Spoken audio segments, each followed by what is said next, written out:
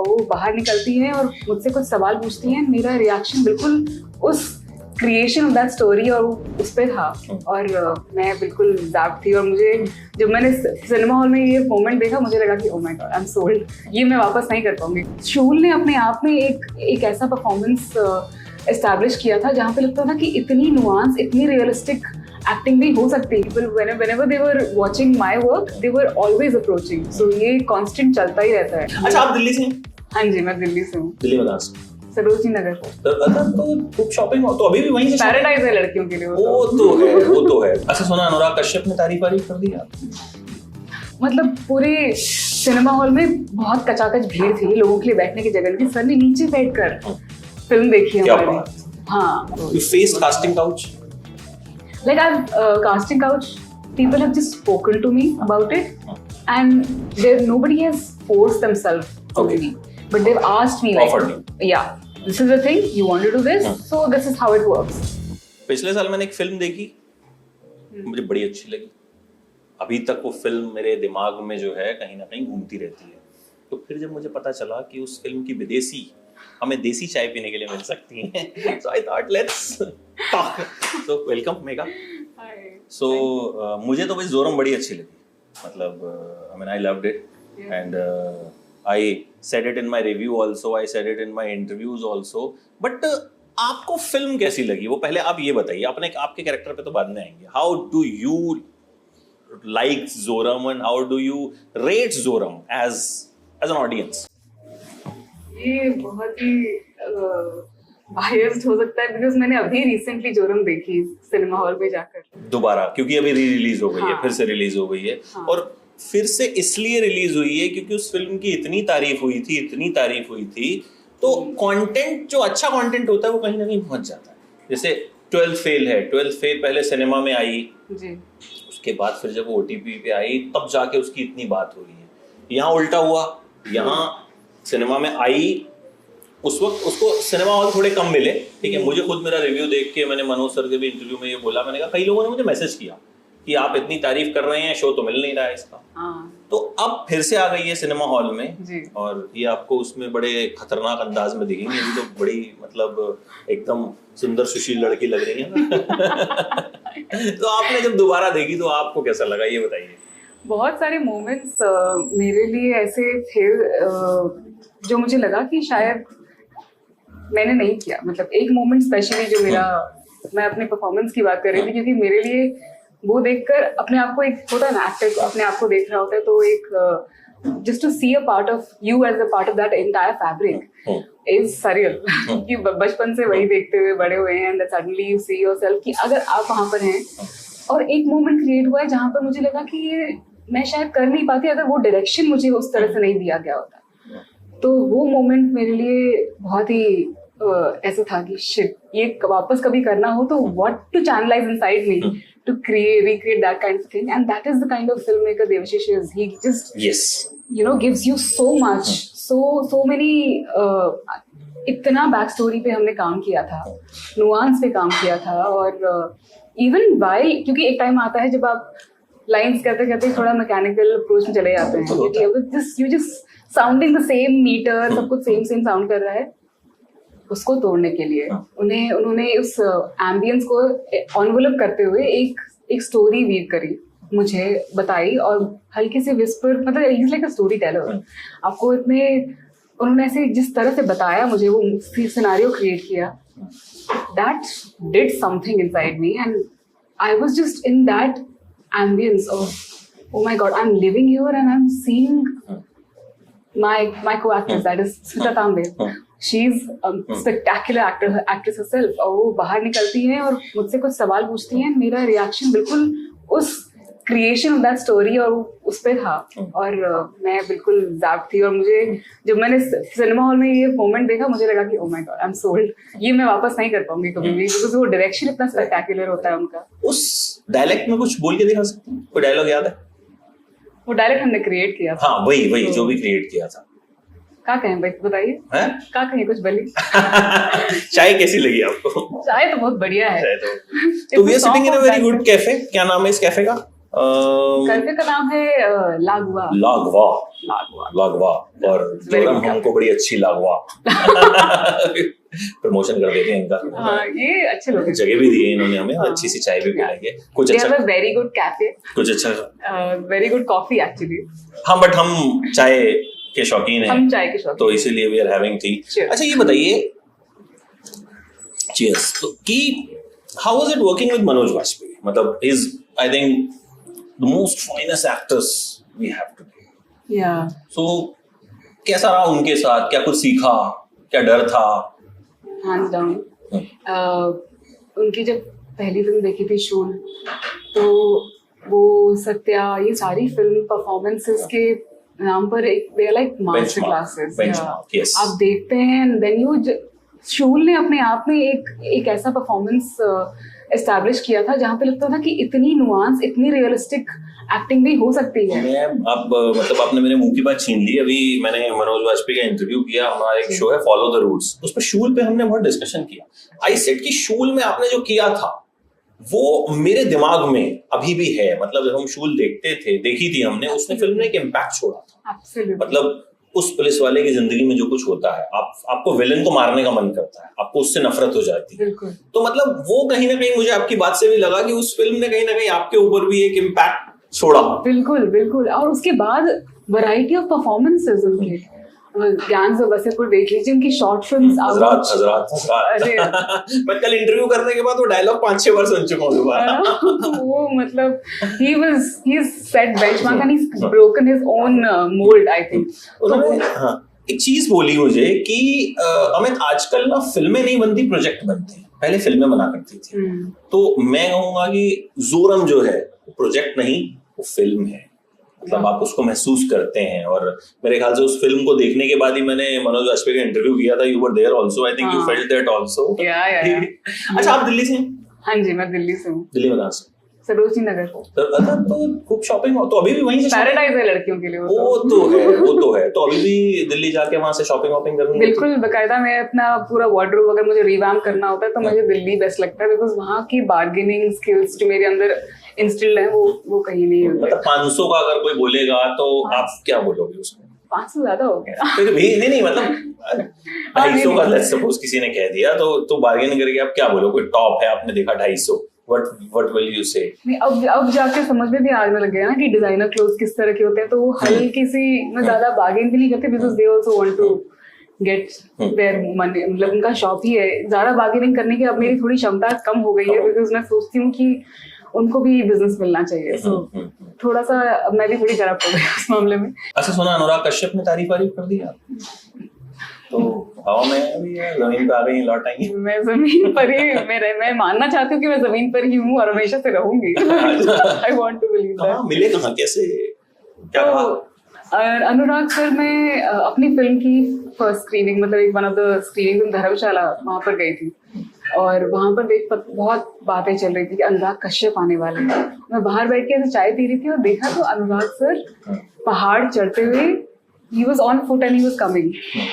और मुझे लगा कि अरे सर हमारी मूवी देख लेंगे तो एक कुछ रिव्यू मिल जाएगा। बट दैट वाज लाइक एक इमेज था जो शायद अनअटेनेबल था, एक ड्रीम लाइक थी। तो मैंने कहा कि नहीं, कहाँ हमारी फिल्म देखेंगे सर, इतनी सारी फिल्म हैं, he must have come for his own thing. But कुछ तो हिम्मत करके मुझे पता चला था कि जोरम उन्होंने देखी थी, तो उस टाइम देखी थी और उन्होंने बात करी थी इस बारे में। तो मैंने जाके सबको बोला कि सर आपने मैंने सुना कि आपने जोरम देखी है। तो उन्होंने मुझे ऐसे देखा और कहा कि अरे तो जोरम में है, अरे तू तो बड़ी अलग लग रही है। तो वे डायरेक्टर साइड में खड़े थे, चीनी भी नहीं चदरिया के, नहीं चीनी भी नहीं चदरिया, जो फिल्म वहां पे लगी हुई थी। उन्होंने कहा कि सर हमारी फिल्म देखिए, यहाँ पे भी बहुत अलग लग रही है। तो अच्छा, आता हूँ फिर मैं। और वो बोला और फिर सर अंदर आ गए। मतलब पूरे सिनेमा हॉल में बहुत कचाकच भीड़ थी, लोगों के लिए बैठने की जगह थी। सर ने नीचे बैठकर फिल्म देखी हमारी। हाँ, और नीचे बैठकर फिल्म देखी और फटाक से निकल गए। लेकिन अगले दिन जब वो मुझे मिले तब उन्होंने बोला कि मैं आधे फिल्म तक देखने के बाद मैं वेट कर रहा था कि तू कब आएगी। अब मुझे बाद में पता चला कि वो तो तू ही थी शुरू से। Frame opens with me dancing, so he was like बिल्कुल अलग लग रही है दोस्त में, बहुत अलग लग रही है, बहुत अच्छा लगा। कभी मिलेंगे, हम कुछ बातें करेंगे और कुछ काम करेंगे, ऐसा उन्होंने बोला, बट आई मीन नहीं, इस वीडियो को हम पहुंचा देंगे उन तक। I'll WhatsApp him this video कि आपने बोला था भाई मेगा को कि साथ में काम करोगे, आप बताओ, ब्रेकिंग न्यूज दे दो मुझे, हो सकता है might break the story। Oh my God। मैं भेज दूंगा उनको एक इंटरव्यू कि हाँ आपने जो है क्या नाम है बोला था। अच्छा, वो कौन सी फिल्म थी जिस पे वो आपको मिले, आपने नाम बताया, उसकी डिटेल्स मुझे बताइए कि वो फिल्म कब की आपने? ये फिल्म है, इसका नाम है जीनी बीनी चदरिया, इंग्लिश में जीनी बीनी चदरिया जी। ओके जी, और ये बनारस में फिल्माई गई है। वाह। और इसका जो ऑडिशन प्रोसेस था वो बड़ा इंटरेस्टिंग था, मतलब मुझे डांस और एक्टिंग और सब कुछ करना था, बिकॉज मेरा कैरेक्टर था एक ऑर्केस्ट्रा डांसर का। और इस टाइम मेरे पास 2 प्रोजेक्ट्स थे, और उन दोनों प्रोजेक्ट्स पे मुझे ज़्यादा रुझान इस प्रोजेक्ट पे आया, क्योंकि ये प्रोजेक्ट इमर्सिव था।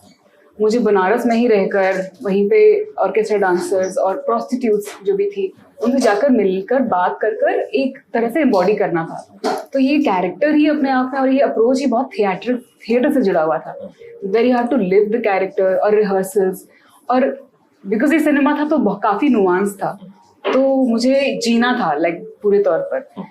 तो ये मुझे काफ़ी इंटरेस्टिंग लगा, तो मैंने इसके लिए हाँ किया। और इसकी प्रोसेस में मैं काफ़ी प्रोस्टिट्यूट्स और ऑर्केस्ट्रा डांसर से मिली। और बहुत ही ऐसा होता था कि हमारे जो कपड़े थे वो भी मुझे वही कपड़े पहने होते थे जो रानी, मेरे कैरेक्टर का नाम इसमें रानी है, जो रानी पहनती। तो वहाँ पर रही और अपने दुख मतलब शॉपिंग वगैरह और पूरा वार्डरोब वही, मैंने कॉस्ट्यूम डिज़ाइन एक तरह से वहीं पर किया। मेरे कपड़े जो थे, जो मैं लेके गई थी, वो अंदर रख दिए थे, वो उनको मैंने वापस मुड़कर देखा नहीं 3 महीने तक।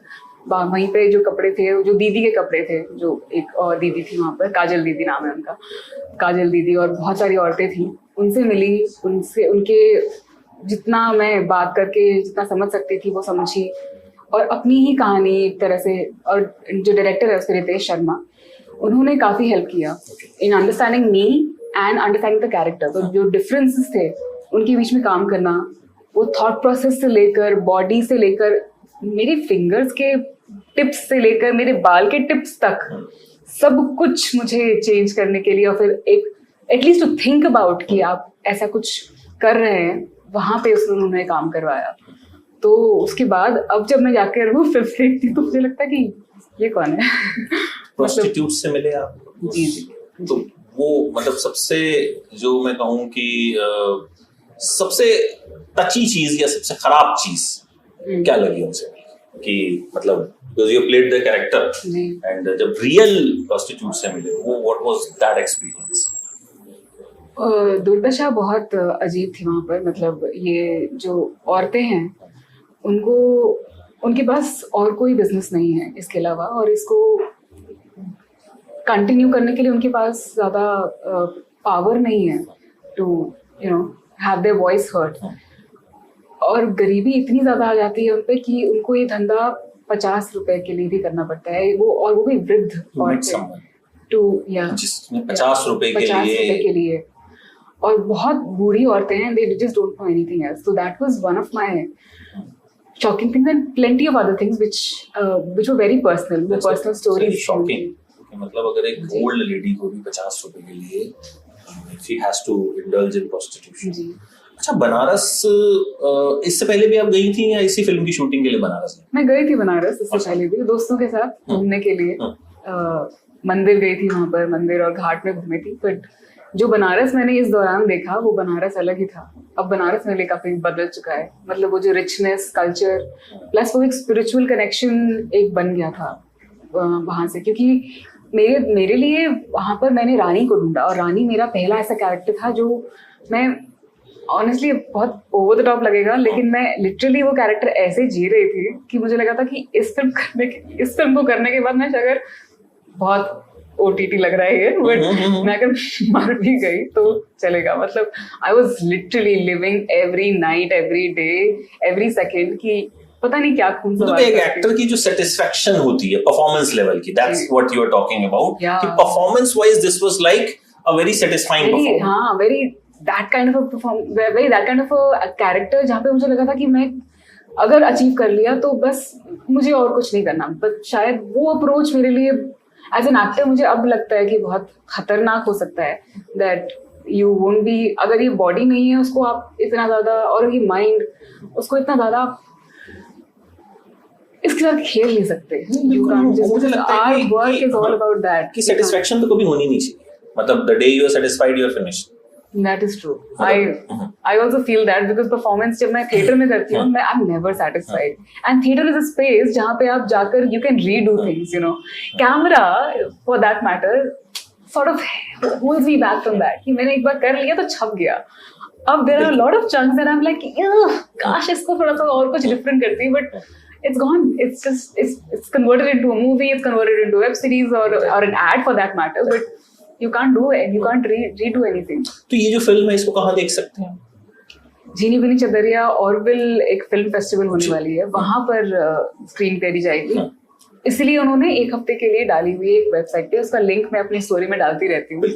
And we really wanted to be released. अगर ये हो बिल्कुल इस फिल्म को देखूंगा and I wish to review this film also. Oh yeah, I can say good things can must be talked about. मतलब हम कमर्शियल सिनेमा की बात हम बहुत करते हैं, मतलब रोज करते हैं, बट आई थिंक जो इस तरह का सिनेमा होता है उसकी बात थोड़ी कम होती है, बट आई फील कि होनी चाहिए, बिकॉज बड़े हम अपने हिसाब से डिसाइड कर लेते हैं ये कमर्शियल है ये है, but audience, I think audience ना अलग ही चलती है। ऑडियंस को क्या पसंद आ जाए आप नहीं कह सकते। एनिमल आई उसमें ऑडियंस को तृप्ति डिमरी पसंद आ गई, मतलब आपने तृप्ति ने भी शायद सोचा नहीं होगा कि मेरा मतलब छोटा सा कैरेक्टर इतना पॉपुलर हो जाए, या बॉबी देओल 9 मिनट के रोल में आए और उनका कमबैक हो गया। तो you never know what audience is liking, मतलब अच्छा। But thanks to some people like Anurag sir and Manoj sir who keep empowering such kind of cinema. तो सिनेमा को ऐसे ही लोगों ने जिंदा रखा हुआ है। बिल्कुल these kind of people जो शायद मुझे लगता है कि सिनेमा अगर है बिकॉज वो अपने आर्ट पे, अपने क्राफ्ट पे अभी स्टिक है। बिल्कुल वो कमर्शियल होते हैं बट कहीं ना कहीं उनके लिए वो फिल्म रहती है, वो प्रोजेक्ट नहीं बनता। तो आई थिंक वो चीज है जो उस फिल्म की आत्मा में हम उसको महसूस भी करते हैं। मतलब मुझे है कि मतलब पिछले साल हमने ये जो तीनों फिल्में आई, जोरम आई या एक बंदा आई या गुलमोहर आई, I think these were the films जो बहुत अप्रिशिएट हुई।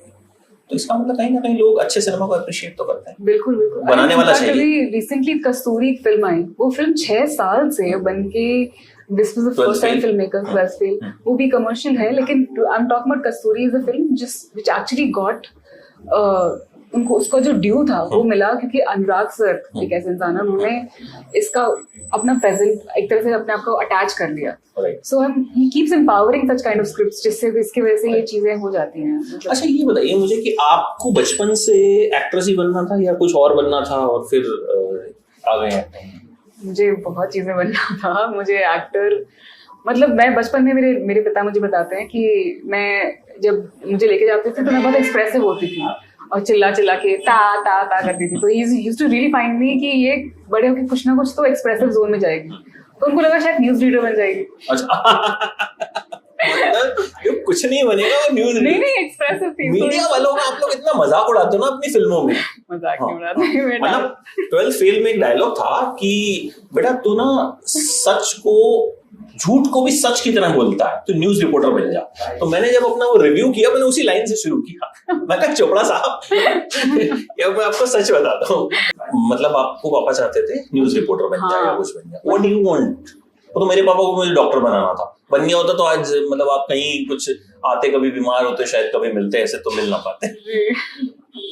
बट मेरे एक्चुअली मेरा मुझे ये बनना था कि मैं चाह रही थी कि फैशन में बहुत रुझान था मेरा, तो मैं सोच रही थी कि फैशन डिजाइनर ऐसा कुछ बनूंगी। फिर लिटरेचर, इंग्लिश में काफी मन करता था मुझे कि इंग्लिश की पोएट्रीज या फिर हिंदी साहित्य इसमें कुछ करूँ। आर्ट्स में ही था इवेंचुअली, बट मुझे पता नहीं था कि मैं एक्टर बनूंगी या कॉन्फिडेंस होगा मुझ में या to put myself out there. But thanks to my father, he is been, मतलब एक लड़की, एक क्विंटेसेंशियल लड़की के जो एक फादर होते हैं जिसको प्रोटेक्ट करते हैं, my father is been completely opposite of that. He is one reason why I am an actor today, वरना मैं शायद नहीं बन पाती। मतलब मैं जॉब कर रही थी इंजीनियरिंग करने के बाद। किस में इंजीनियरिंग किया आपने? Electronics and communication. कहाँ से? अब उसको शारदा यूनिवर्सिटी कहते हैं, पर मेरा कोर्स यूपीटीयू से affiliated. Okay. So Hindustan institute of technology से किया था। वो करने के बाद मैंने जॉब किया, और वो जॉब करते करते मुझे लगा, और मैं डांसिंग भी कर रही थी, बेली डांसिंग करती थी। मेरा दोनों जगह मुझे ऐसा लगा था कि करियर लेना नहीं है मुझे इन दोनों में से कहीं किसी चीज़ में, किस में जाऊँ। और पता नहीं, अंदर से एक बात याद आई थी, जब मैं स्ट्रीट थिएटर किया करती थी कॉलेज में, तो मुझे बड़ा अच्छा लगता था परफॉर्म करना। तो मैंने अपने फादर से बात करी कि I have heard about this college called Shriram centre for performing arts. इस जगह से मुझे एक्टिंग कोर्स करना था। तो उन्होंने कहा कि अच्छा करो। तो मैंने कहा कि पर ये शाम का कोर्स है, मैं सुबह के टाइम पे अवेलेबल नहीं होंगी, सुबह मैं ऑफिस कर लूंगी, शाम के टाइम पे मैं कोर्स कर लूंगी, तो इस तरह से मैं दोनों चीजें कर लूंगी। मुझे लगा ये दिस वाज माय पैकेज कि मेरे डैड मुझे अलाउ करेंगे। तो इट्स लाइक कि दोनों चीजें कर रही हो, कंफ्यूज हो जाओगी, एक काम करो, जॉब छोड़ दो, कोर्स कर लो। मैं कहा कर लूं? कि हाँ करो। एंड इसके पहले मेरे भाई ने भी थोड़ा सा एक डेविएशन लिया था, तो दैट आल्सो हेल्प्ड मी, क्योंकि उसको एयरफोर्स की जॉब मिल रही थी एंड उसने अपना करियर ले लिया कहीं और, तो that work for me. And मैंने फिर एक्टिंग करना शुरू किया। एक्टिंग करते करते 3 साल हो गए थे मुझे almost, and my father was like कि हो गया तुम्हारा, अब चलो मुंबई जाना है। मैं कहा मुंबई नहीं जाना मुझे कोई भी काम आएगा, I am from theatre, if they need me they will call me. So he was like कि अच्छा, बट ही वाज लाइक ये शायद थिएटर ही करती रह जाएगी, इसको तो कोई जरूरत नहीं है, मतलब he thought that I will only have to take a stand for this. तो उन्होंने फिर मेरी टिकट बुक करी, मुझे बिना बताए उन्होंने मुझे मुंबई भेज दिया, क्योंकि अगर मेरा बस चलता तो मैं तो वेट करती कि मुंबई से मुझे कॉल आएगा। But it was my father who actually packed my bags and he was like, no, you're leaving, you better leave and just go. And when you came here, उस वक्त कोई काम नहीं था, you just नहीं, कुछ नहीं था, nobody knew, nothing, I had no contacts. मेरा भाई था यहाँ पर, okay, भाई था यहाँ पे, हाँ, so ये एक सहारा था कि फैमिली का एक बंदा है जिसके पास जाके आप रह सकते हो, या जो कहीं ना कहीं शहर में है। तो then how you got the first project and what was that? My first project was actually Jeeni Weeni Chakariya, okay, in a bigger format. उसकी पहले मैंने actually मैंने डॉक्टर चंद्रप्रकाश द्विवेदी जी के साथ एक सीरीज करी थी, स्वराज्य संहिता। okay, that was the first project. Everything has happened through auditions, always through auditions. okay. And that was my dad was keen on me joining the acting course because he wanted me to go into this line. वो ऐसा नहीं कि he wasn't aware of how this the world functions. So he was like, you should work on your craft and that will empower you. And obviously so did I. And the fact that I wanted to do theatre and I wanted to do repertory was because I wanted to empower my craft. Right. And the kind of projects that I've chosen वो भी ऐसे रहे कि मुझे जो theatre से, मेरे craft से मुझे challenging role करने पे मजबूर करें और मुझे थोड़ा सा अपने limits को push करने का कुछ एक opportunity मिले। तो I try to do such kind of things जहाँ पे मुझे किक मिले, ताकि वो artistic journey मेरी continue होती रहे। तो ये बताइए कि अभी जीनी वीनी चदरिया भी किया आपने, जो performance wise it was a very good project, as you said, कि मुझे satisfaction मिली, then जोरम किया, तो अभी आगे what's the plan? अभी भी kind of projects that I keep getting, वो थोड़े से भगवान thank you, but I just keep getting those kind of a quirky different kind of a character. Like अभी मैं गुटरगू एक सीरीज है Amazon Mini पे, उसके सेकेंड सीजन के लिए मुझे ऑडिशन आया था, एंड उसमें जो कैरेक्टर है there is a chunk where she does something, I can't reveal much about that project. नहीं, जितना आप रिवील कर सकते जी, तो वो करने में और उसके ऑडिशन प्रोसेस में बड़ा मजा आया, बिकॉज देन वंस वो जो अप्रोच होता है ना with the director, it becomes like a collaboration. he has laid down everything, and today आजकल एक जो चीज होती है जो मुझे मनोज सर से पता चली थी कि पहले के जमाने में स्क्रिप्ट्स नहीं होते थे, so there were a lot of responsibility on the actors to create that world. पर आजकल क्योंकि स्क्रिप्ट है तो there's already a foundation for us, and now we can build on it through our experiences या फिर through what we see around, through the kind of things that we want to see, so we can bring in a lot of things on the table. तो ये collaboration बड़ा अच्छा रहता है with the director who knows where to take this ship, तो वो चीज काफी इंटरेस्टिंग रहती है और इससे काफी मजा आता है, मतलब काफी अलग अलग चीजें करने को मिलती हैं, but there is director who is actually sort of keeping you in the line कि नहीं ज्यादा नहीं, थोड़ा सा ट्रिम मैं कर रहा हूँ, तुम अपना करते रहो, but I will just keep trimming whatever you are bringing to the table. So या ऐसे प्रोजेक्ट्स में इट्स कॉस्मोस से के थ्रू ही मुझे अच्छे ऑडिशंस आ रहे हैं तो You faced casting couch? like I've casting couch, people have just spoken to me about it, and there nobody has forced themselves on Okay. me, but they've asked me like, Offered you. yeah, this is the thing, you want to do this, so this is how it works, Okay. but this is a different world that will open for you if you want to do it. Okay. And that's when I was like, okay, this is what I was supposed to be. यहाँ पे मेरे dad ने मुझे बताया था कि this is the world how it is, but इसके लिए थोड़ा सा प्रिपेयर रहो, अपने क्राफ्ट पे काम कर दो. तो I always used to take a U-turn. हाँ ठीक है. अच्छा, कोई ऐसा ड्रीम एक्टर, ड्रीम डायरेक्टर जिसके साथ हो कि यार मतलब इसके साथ जरूर काम करो? Because you already worked with Manoj Bajpayee, मतलब is one of the greatest one of the actors. greatest actors, hands down, one of the trendsetters of realistic acting and everything. Yes. Yeah, a lot of directors actually. I mean, Anurag, so for that matter, he's one of the people I really want to work with. And there's Zoya Akhtar, the way she tells the stories and she brings about the right balance of the worlds and her perception Right. is beautiful. I really, Indian cinema में तो उनके साथ तो काम करने का बहुत मन है मुझे. अच्छा, मुंबई की सबसे टफ चीज क्या लगती है? Because you are currently, your career is shaping up. Yeah. You've done few things, but I think it's a start. Yeah. You're just taking off. Right. सबसे मुश्किल क्या लगता है? As an actor, मैं इसलिए भी पूछ रहा हूँ कि बहुत सारे यंग एक्टर्स भी हैं जो दिल्ली से, लखनऊ से, अलग-अलग शहरों से यहाँ आना चाहते हैं. Yeah. So what do you think? What is the toughest thing you have faced, which is here? I think as an actor, there's a lot of onus on you to create that kind of a brand for yourself, or because we are the products, right? So we are the people who will get their work only by putting themselves out there, and that sort of starts hindering with your creative process. कि हम कैसे अपने craft को approach करें, because we have to be authentic, we have to be observant, yet we have to put ourselves out there. And सब लोग नहीं कर पाते हैं. To put yourself out there and just to go out and meet more people, to be sort of likable, it plays out differently with different people, and it can be a task of people for actors who are little timid, but they are good performers. They can perform well on camera or on stage, but in real life, they'll be shy, they'll be in their own world, they'll be observing. So I think that sort of takes a toll on you sometimes. Ki yaar, how to do this? How to strike the right balance where I get the projects? That's where I think casting companies come in. And they make this world a lot easier. They identify actors that way. So वहाँ पे अच्छी चीजें होती हैं, but still it's a constant struggle to. Yeah. Joram के बाद life कुछ बदली? जोरम के बाद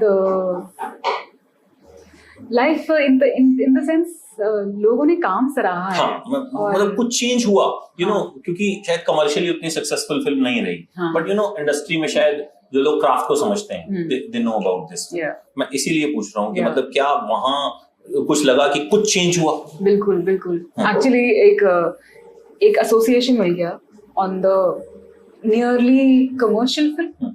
It's still not a commercial film. I won't say Zoram is yet a commercial film, but just because it's attached such huge names like Manoj Bajpayee, Devashish Makhija, Smita Tambe, Zishan Ayub, ऐसे लोगों के साथ ये attachment होने की वजह से एक तरह से मेरा काम देखा गया. So वो चीज मेरे लिए काफी मेरा biggest takeaway था कि इन कितने दिग्गज लोगों के साथ एक मेघा माथुर का भी नाम आता है. तो that's a huge takeaway personally. तो आपने जाहिर है अपने इंस्टाग्राम पे भी जोरम का प्रमोशन किया होगा, जोरम की चीजें शेयर की होगी, कि डीएम कितने बढ़े? DMs तो being a girl I think बहुत constantly being a girl अलग होता है. being a girl तो मतलब वो सब हर लड़की को आते हैं. When you're an actress, you're already working with good names as you suggested. तो वहाँ इजाफा हुआ या? मैं उसके लिए मतलब I don't even think of getting anything over there. I mean, तो मैंने कभी काउंट नहीं रखा. I am not asking कि वहाँ पे कोई अनुराग कश्यप DM करेगा कि Megha let's do a film. In general, fans and admirers. So ये झीली बीनी के टाइम पे भी people whenever they were watching my work, they were always approaching. So ये constant चलता ही रहता है. Even now today I'm getting DMs for Genie Beanie because that's also showing. Joram के लिए भी हो रहा है, तो ये दोनों चीजों के लिए मेरा चलता ही रहता है. That's a nice interaction from the people to see कि यार it's resonating with them. This kind of film is also resonating with them. तो चलता ही रहता है. We hope कि DMs भी बहुत सारे आए और काम भी बहुत सारा आए. And hope Anurag Kashyap also sees this interview. भेज तो दूंगा मैं उनको, ट्विटर पे टैग करके भेज दूंगा. You promised and दे दीजिए अब काम. मैंने कुछ बोला ही नहीं. मैंने कुछ नहीं बोला. अरे हम बोल देंगे कि you have met and you have liked the work. Yeah. And we hope कि Videsi will play a Desi or Videsi any kind of a role in your film. Thank you so much, Megha. It was so lovely talking to you. Thank you. And hope I'm sure whenever we meet next time, we'll have a lot of projects to talk, lot of films to talk, lot of फिर हम एक चाय extra पिएंगे. Definitely. Thank you so much. So lovely talking to you. Thank you. Same here. Thanks. Thank you.